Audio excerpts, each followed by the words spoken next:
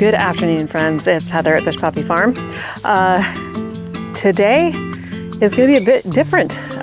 So I've talked in the past about how we have to make some major changes on the property for the new fire abatement rules.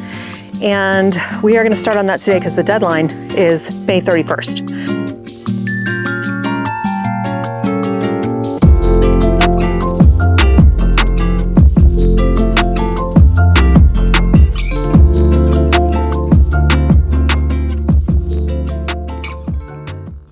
So there's just some basic stuff like limbing up all the trees to 6 feet above the ground, and cutting things back from the house. And we have to, along our roadside, because our house is on the corner on a main road, we have to cut back all of the blackberry briars and all that kind of stuff. So Mike's taking care of that right now. But the other major thing that we have to do, and this is new this year, is take all of this out. So you can't have anything within 5 feet of your house. There are a few exceptions. There's some succulents and a couple of different native plants that we could put, but they have to stay low, like about a foot or so. So like they wouldn't want anything taller than this. And it can't be right up next to the house. No mulches, which makes perfect sense. You don't want dry wood up against your house. So this is a big project. I'm going to work first while Mike is down there dealing with all the horrible blackberry briars. I have to work here and do some major pruning on some of these trees, less for fire prevention and more for the fact that the water meter is right up in there. So I need to prune back some of this Japanese maple and a lot of that Camellia sinensis back there so that the meter reader can get here and actually do his job without being attacked by trees. So there's that. We have a pittosporum up here that we're going to move. I'm going to trim some of that back around the base now because it's a very large shrub, and it's going to be hard to dig up if it's so overgrown around the base. Bonus is I'm going to use a lot of those stems as greenery for these upcoming bouquet bars. They're great. They last for weeks and weeks. But yeah, this is a major change. So these are all camellias and azaleas, and yes, they're beautiful. Yes, I enjoy the flowers, but I've talked about it before.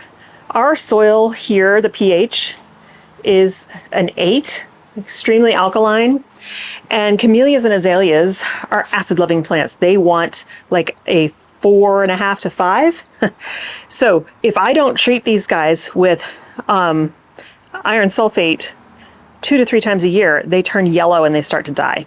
So it's a lot of maintenance and upkeep. In addition to the fact that they're getting more and more scraggly, it's a lot of effort to keep them up.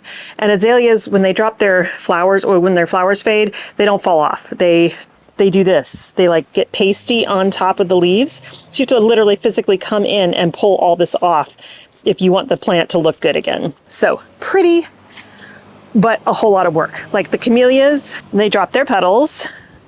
Then we've got this mess here.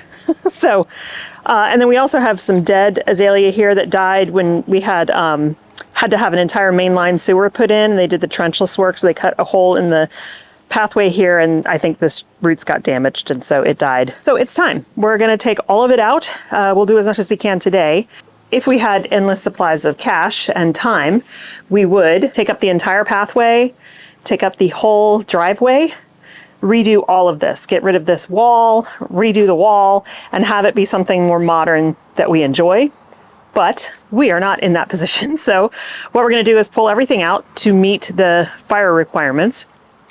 And then we're going to have to do some digging out of root balls and stuff. That's going to be harder work. Then we'll pull all the mulch out. We'll get down to bare soil. We will assess the irrigation situation because there is irrigation in here, but it was here before we moved in. So I think it's drip. It used to be sprinkler, but I'm pretty sure it's drip.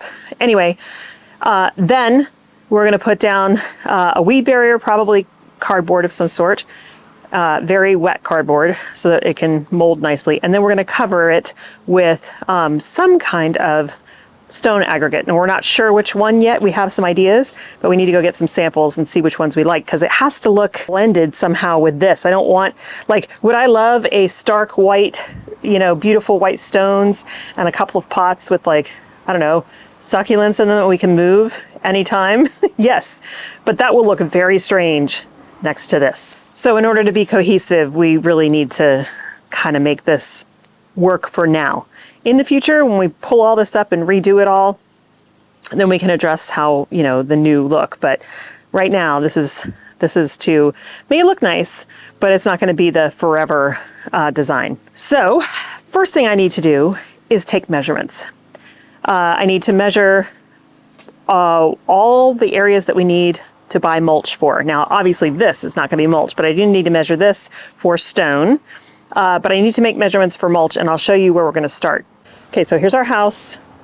This is the berm bed, and this is the road. And so what we want to do is we have to cut back all of these weeds, basically cut them all down, and then especially through here, and then all the way up to where that next driveway is, because our fence actually continues down the driveway. Then we need to bring in mulch and fill in all of this all the way down to the end of the driveway. Then we need to mulch from the beginning of the hedge down to the stop sign all the way around to the end of our property line. Now that hedge down there also needs to come out, but we are not doing that right now. That's going to be for the fall, and the main reason is I want to replace it, put something else there. But we are about to approach our super high temperatures time of year, and anything that I plant right there is, unless it has a really good root system, is probably going to die over the summer. So the time for us to put those types of things in is either very early spring or early fall. So in the early fall, we still get some hot temperatures, but we can plant it. It has less, you know, direct beating down sun, and then it has the fall to start building a root system, and then over winter it will rest during the rains. Then in the spring it can start taking off and growing actively before the heat of the summer sets in. Because without those root systems, they just can't get the nutrients or the water, no matter how much irrigation you have, and they just fry. Now the pittosporum we're going to move is right here. So we have, this is pittosporum silver sheen. There's another one right here, and there's one right here. And we planted these when they were very small a couple years ago. But this pittosporum, which is a different variety, I don't know what it is, it was here before when we moved in, and it was very small. And now it has grown to the size of the others. So we are going to take this one out, dig it up, and we're going to put it right here. A couple reasons for that. One, it doesn't belong there. It looks weird because it was not intentional, so it's not in the line with everything else. Two, delivery people park up here all the time instead of parking in our driveway, and then walk down here, jump down onto the walkway and deliver stuff to the front porch. So we want to eliminate this as a pathway. We can't plant it too close to this redwood because that will kill the redwood, or at least endanger it. We really need to be very careful when we're opening this hole with shovels and make sure that we don't hit any of the roots. And then down here, we're going to get, because Mike really likes this pittosporum, we're going to get 2 more pittosporum, and we'll put them here and here. They will get huge like those other ones and form more of a hedge. I tried growing a lot of shrubs in here, and they just did not survive to do much of anything. This is Eve Case coffeeberry, which is a native, California native. We have a bunch of them because this was going to be our hedge. They went all the way down, and very few made it. And we did the right things. We planted it in the fall, all that kind of stuff. But the deer just took them out, which is unusual, but it was a drought year, so that could have been part of it. Anyway, that's the plans. So after I take my measurements of this area so I know how much mulch I need to get, then I need to tackle this camellia. This is a Camellia sinensis. It flowers with a little white flower in, it's about, I don't know, $half size in December or early January. I need, like I said, that's the water main access right there. So they need to be able to read the meter. So I need to cut back some of these branches, but some of them need to go anyway. This branch is crossing and rubbing on the main one. So I want to get rid of this, and I'm going to get rid of this one as well because that sticks out over the water main area. So we'll just have the one main leader with some side branching. So that's the beginning jobs, and we'll see how far we can get after I take the measurements and I do this lopping. Mike is working down the hill. You can probably hear the machines going. So yeah, it's going to look so crazy to take all this stuff out, and it's going to look awful for a little while because we won't be able to immediately put anything in along the walk, but especially because we're going away.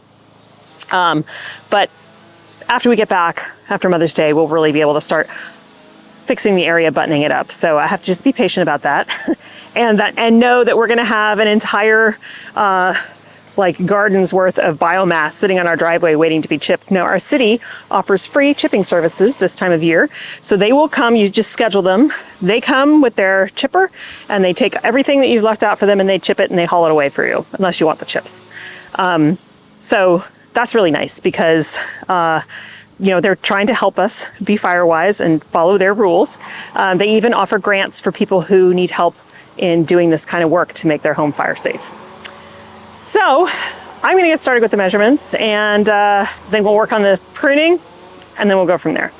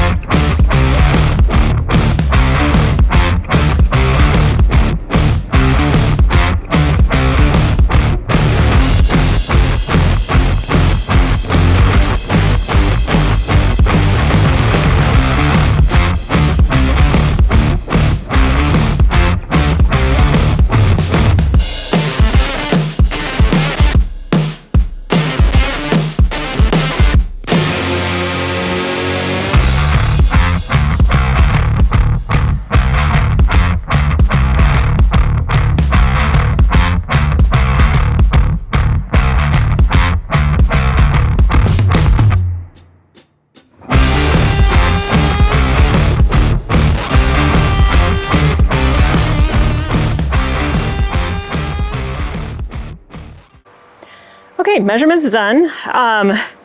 Now I need to start pruning on these trees here. But I just want to clear something up. I know people are going to say, why would you dig up those azaleas and camellias and throw them away? If there was somebody who actually wanted them, we would give them away. We'd dig them up and give them away. But like I said, because of the soil situation, because of the pH, they require so much maintenance that nobody wants them. So this is not something that's like, you know, we would dig up and pass on. And with the exception of maybe the camellias, which I'll talk to Mike, maybe we can move those to the backyard to act as more of a hedge, to continue a hedge. But in general, again, they're gonna still require a whole lot of work, and they make a mess. Like, they're beautiful, but they make a mess. It's a lot of cleanup, at least a couple times in the spring, because, you know, they're all doing it at different times. In fact, these azaleas start blooming in like February, certain ones, and the last ones don't finish until like mid-May. And so we're cleaning up consistently throughout that time. So yeah, so that's why. The only thing I'm going to be sad to see go, two things, are these two glorious Japanese maples. So at this point, this is against the law. It's right up against the house. It's hanging over the roof. It clogs our gutters all the time, which is also a fire hazard. And it's also a pain in the butt in the rainy season, because then our gutters don't work very well, and that can cause problems. You can even get leaks in your roof if you don't keep your gutters clean. So this has to go. It's too close. It's right up against the house. This whole bed itself is only 6 feet wide, so basically nothing can be in this bed that isn't fire approved, and only about 1 foot to 1.5 feet tall. So this other Japanese maple has to go as well. Stunning, it's beautiful, we love it. These have been here since we moved in, but again, wrong place. So we have a number of Japanese maples on the property. There's one right here. It's also gorgeous. We've got another one down there that I need to do some pruning on. There's a dead portion, and there's like 5 or 6 in the backyard. But there was a number, we already had to take one out because the previous owners, I guess, I don't know who, or the ones before them maybe, put one that gets this large right next to our sliding door to go out to the backyard. And no matter how much we pruned on it, it was getting bigger and bigger. It was starting to buckle the sidewalk, you know, the patio and everything, because they have, you know, decent sized root systems. They are trees after all. And so, yeah, wrong place. So a lot of these were just put in terrible places. We have one in the back that's put, I'll show you. So this one right here, also a terrible location. Here's a retaining wall right here that we have to replace in the next couple of years. It's leaning. It is really close to the retaining wall, so the roots are pushing on the retaining wall. Now this is one that and it struggles every year. There's a lot of dieback, so it's just not happy here. Now this is one we could dig up and put somewhere else, but in our area, Japanese maples want only part sun. They just can't handle like blazing sun. And so all the maples that we have on our property are located on the shady side of the property. And I don't really know if we have another location, maybe down in the woods, but then we wouldn't see it. So yeah, I don't know. But that's one we possibly could save because I think that would be relatively easy to dig up. The ones in the front, their roots go underneath the driveway. We are gonna have to saw those out, and that will kill the tree. So it was the same thing when that maple was here. It was absolutely huge. Most of it went underneath the patio and it took over this whole area. It was gorgeous, but wrong place. Also struggled in the heat of summer because it's like the sunniest spot in the whole property. The other thing we're gonna have to do, probably not this year because I think we're gonna be grandfathered in to a certain extent, but I'm gonna have to take all the roses off. We can't have anything on the house or up against the house. So all of these have to come off. This bed here probably will be okay, but I'll have to make sure I keep everything trimmed away from this pillar because it's wood. We're gonna have to probably bring this bed back to about here so that it's that far away from the house. One thing we have going for us is we have a stucco house, and that is the most fire safe material, but it is wood framed. So, you know, anyway, so all these roses are gonna have to come down. So my thought, since we're not gonna do it this year, I think, well, we might do it this year, but it'll be in the winter time when they're dormant. My thought is this, and this happened, of course, 3 a.m. because that's when you get your ideas, right? We've got this laurel hedge here, and Mike has always wanted to just carry it on so we could block. I mean, there's our creek down there, so it's nice to see, but then, you know, it's the neighbors. And in the wintertime, all of these trees are deciduous, so they drop all their leaves. And so there's really no privacy between our houses. So Mike's idea has always been to carry that hedge, buy more of them, and put them along this edge here. There's a steep drop off. There's like 2 feet, and then there's a steep drop off, and this is all ivy. So the idea would be to carry the hedge all the way down to, I don't know, maybe here or so that we would have more of a privacy area. And we can still do that. Even getting the largest sizes we can find, that's gonna take probably 5 to 6, 7 years for them to get to equal size. Which is okay, but you know. Anyway, so my idea is, what if we create a trellis? These guys here are Lucifer crocosmia, so beautiful red flowers. They're bulbs, I can dig them up anyway. But what if we can still do the hedge in the back, but what if we created a trellis, a strong one, like sunk cement to anchor it, and like maybe really tall cattle panel type trellis, and I grew the roses up that. So we could move them in the late fall, early winter, or even wait till January and do it. And I'd probably have to get 1 or 2 more. But the cool thing about that is we could cut them way back, like start them at ground zero again, because they grow super huge in a single season. And I could really work to weave the canes in at a more horizontal level using that trellis. It's hard to weave them up those poles. I've tried it for many years. I can get them, but I still can't get as many things horizontal as I want, because that's how you get all the vertical stems that produce flowers. If you don't want them to produce flowers just at the top, you need to weave as many as possible horizontal. So I thought that would be pretty amazing. It would be gorgeous. And because our roses here, we don't get cold enough for long enough for them to lose all their leaves, and they're evergreen. So they don't do a lot of growing in the winter, but they still would be a privacy shield. So it's just a thought. I haven't even run that by Mike yet, but we'll see.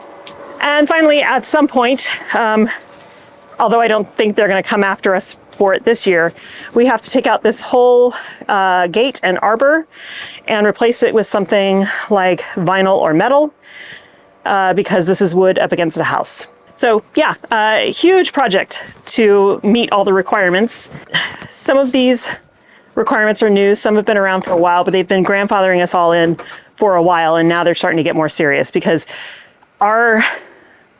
we have a tri-city area that has a fire department that works really, really well at educating us.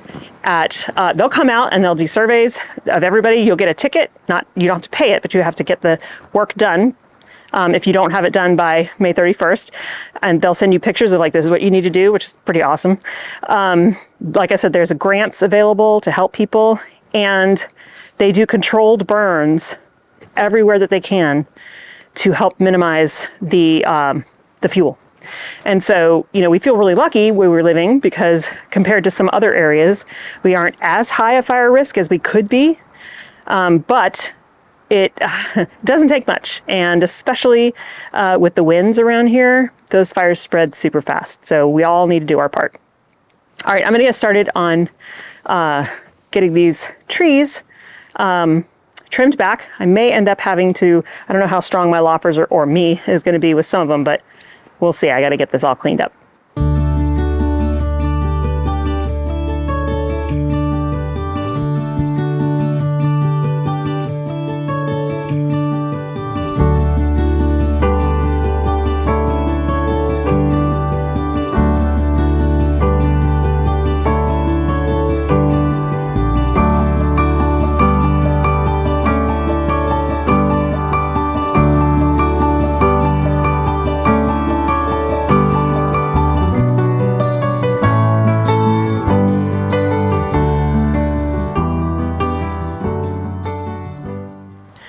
Okay, so I'm gonna start taking these out.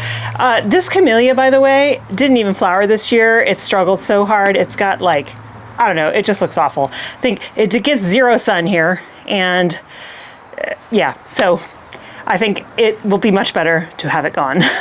So I'm gonna get started. I have my loppers. If they're too big, I have a mini chainsaw that I'm gonna use, and we'll just get started. I'm not going to start digging out root balls today because there's irrigation in here and other things.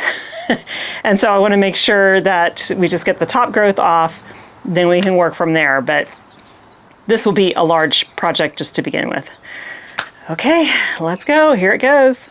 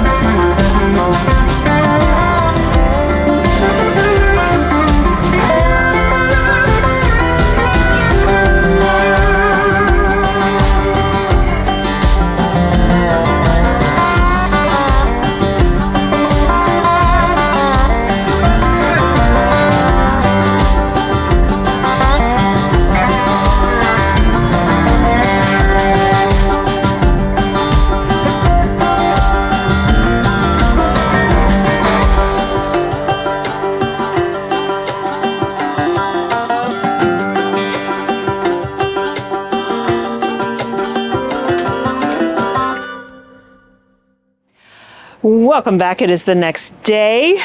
We got a lot done yesterday, a lot, but there's still more to do.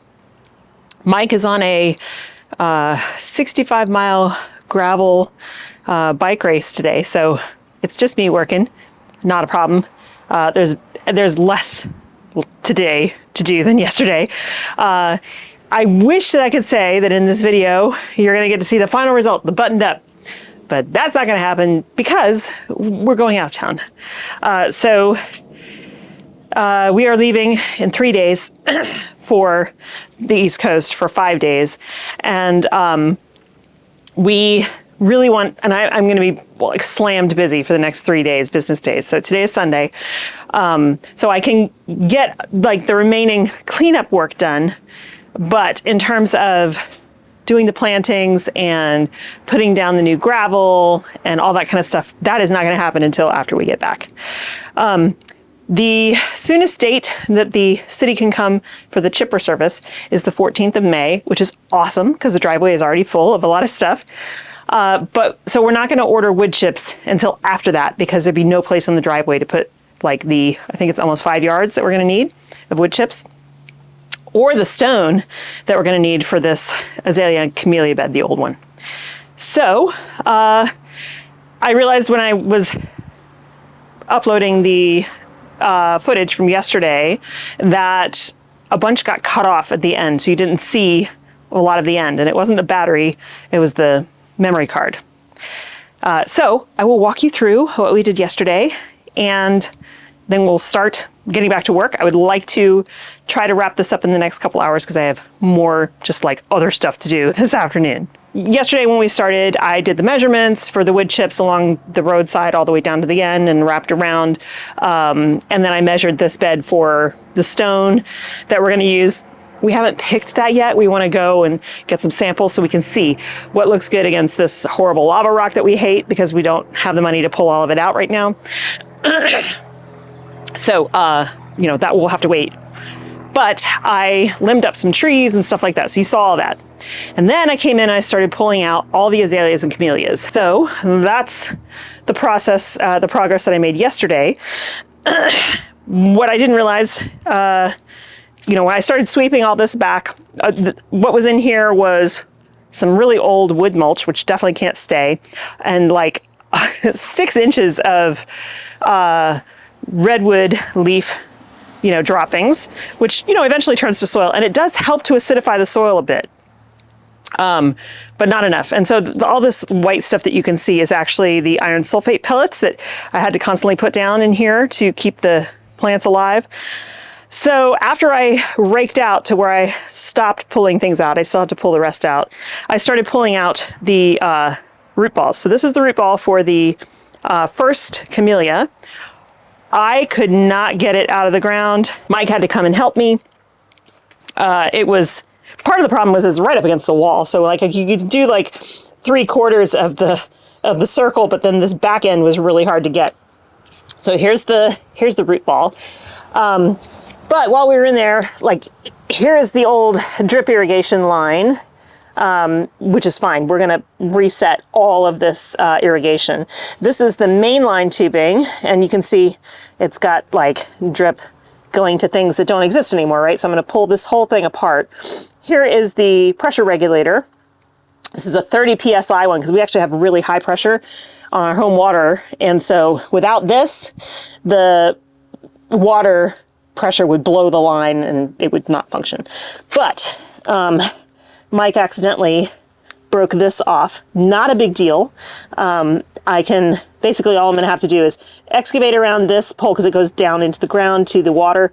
Excavate around that, make a nice clean cut, add a connector, and then we'll just glue the whole thing back on and it'll be fine. But this zone is off for now.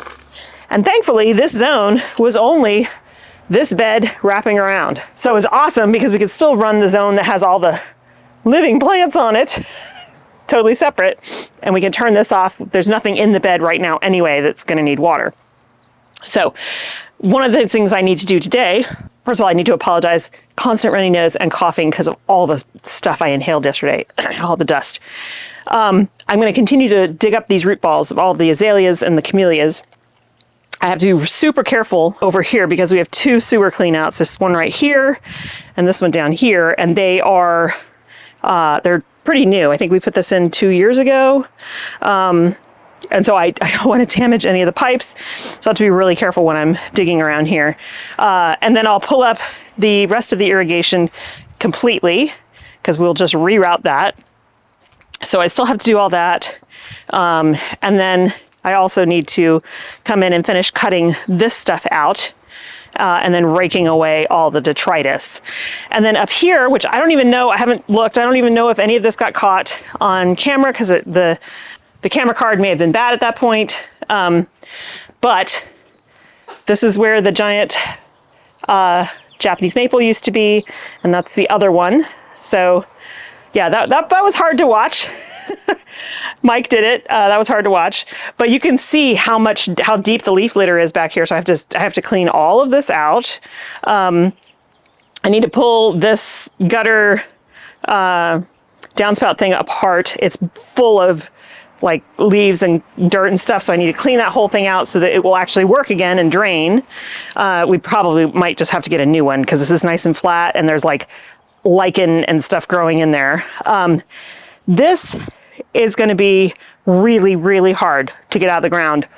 I think what we're going to end up having to do is just excavate around it as low as possible and chainsaw off as low as possible.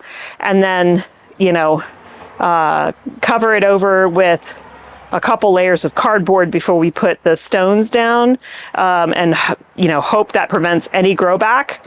I think that will be sufficient to keeping it from growing. I mean, we might get some spouts at some point, but that's kind of the best we can do because those roots are really deep and they go under the house and under the driveway, and so that's going to be a struggle. Same thing with this one, but this root ball is not nearly as, these roots are not nearly as big. So we might be able to use the loppers as we excavate down in here and lop off most of those roots to be able to put out the main root ball. But this area here is a bigger project in a lot of ways than what I did yesterday, just because there's so much detritus to pull away. So what are we doing with all this detritus? Well, we're putting it up above on the roadside as mulch down on top. Mike came through and string trimmed all of those weeds. And so I'm putting all of this, got a whole row of it here. I'm going to put it in my kangaroo bag and carry it up. It's going along the roadside and we'll put wood chips on top of that. It'll look nice and pretty. But there's been so much erosion that there's like 6 inches of asphalt sticking above the soil surface, which is packed hard. So we're just going to use this as fill, and then the wood chips, about 2 inches of wood chips on top. It will make it look nice and tidy, but it'll also be a good place to basically compost this stuff instead of sending it to the green waste and taking up space in our green waste bin. Okay, so that's where we stand. It was a lot of work. Mike did like a huge amount of clearing down at the front of the property, cutting back like, I don't know, 40 square feet of blackberries. Insane. And like the thorny ones, he had a much worse job yesterday than I did. So yeah, so it's been actually enjoyable. The temperatures are gorgeous. Yesterday, I think the high was 69. It was breezy and sunny. And today the high is supposed to be 70 and it's breezy and sunny. So yeah, you get a little bit hot, but it's just gorgeous weather to work in. So I am going to wear a hat so I don't get, so I can see, and I don't get too burned on my face. But for the most part, in the beginning, I'm working in and out of the shade here, so it's not too bad. All right. First thing I'm going to do is haul away this, all the mulch, and then we'll get started trying to pull out these root balls.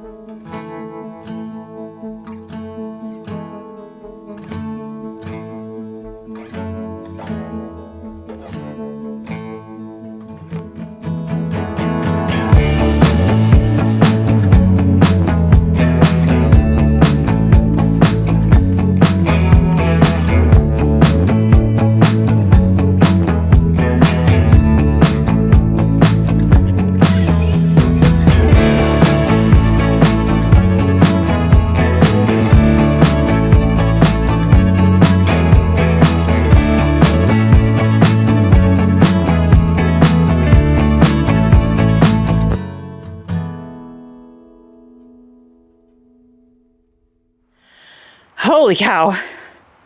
I think I'm done for the day. It was a lot of work yesterday, and even though I haven't done nearly as much work today, I'm tired. More than that, my body's tired. So, wrapping up, I'm leaving the rest of this for Mike because I won't be able to do it over the next 3 days. So what I did was raked out all the mulch and leaf litter and stuff that I could for the entire bed all the way around, moved that up along the roadway up there, raked it out, and then came back here and blew everything back in. There's mostly just like loose soil, and there's still some wood chips, but they'll be okay because they're going to be covered with cardboard and then stones once we plant. But used a yellow pin flag here to mark where I need to fix this pipe. Again, not urgent because the zone is off and we have nothing growing in this bed right now, so we're good. Got one root ball out before my back was like, yeah, you're done. So what I did was I took pin flags, and everywhere there's a pink pin flag is a root ball to dig out. They're all azaleas except for this one is a Boston fern, which should be easy to get out. I still need to get this camellia and that one out. We cut them way back, but we need the chainsaw, and it was giving us problems yesterday. So I'm going to leave those for Mike as well.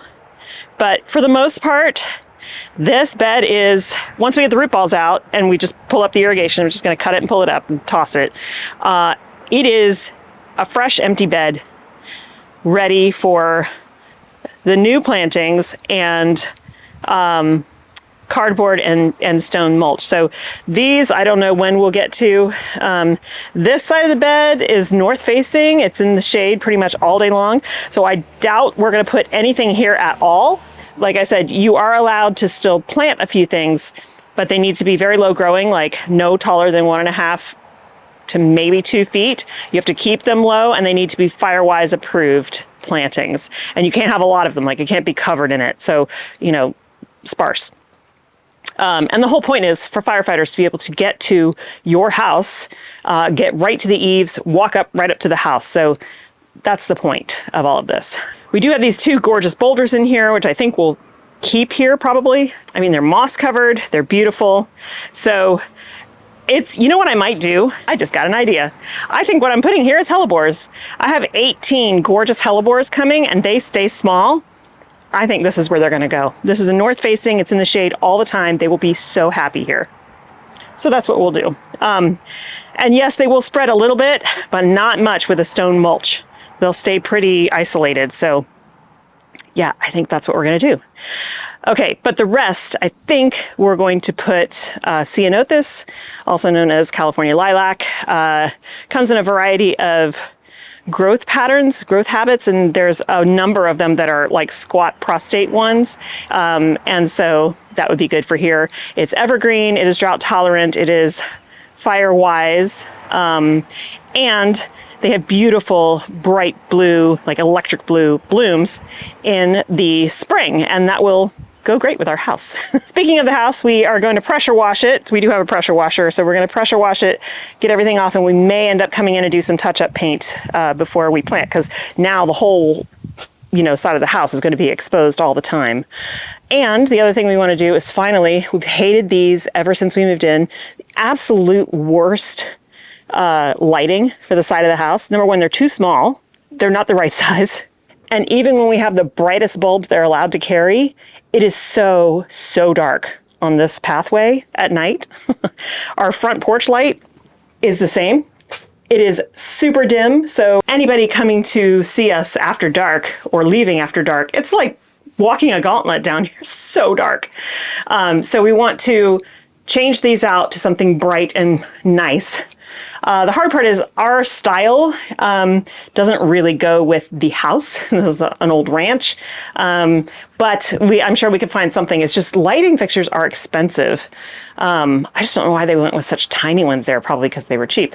Anyway, that, and then we'll put in landscape lighting as well, pathway lighting, which we've been meaning to do for years, but we were waiting until we did this because we have to run all the wires and stuff like that. So that's going to happen as well. Whew, I want to go take a shower. My allergies are acting up with all that dust and stuff, and I'm done. So thank you for hanging out with me over the last 2 days. Hopefully this has been interesting to see this kind of demolition. I kind of find it satisfying. It's satisfying to do it. And the most fun part is going to be, you know, making it look nice and doing the new planting and getting in the new mulch, gravel, or rocks. So I'm really excited about that. It'll be something really fun to look forward to when we get back from our trip. So coming up, we have a garden tour for you, and I'll try to bring you along with bouquet making and stuff for Mother's Day. And I don't think I'm gonna have any time to get out to the farm to do any work out there. I just am slammed for the next 3 days with getting prepared for a bunch of bouquet bars and Mother's Day stuff. And so, yeah, we'll see what we can do there, but I'll bring you along wherever I can. Thanks again for hanging out. I hope you have a wonderful time in your garden, and I will see you in the next one. Bye.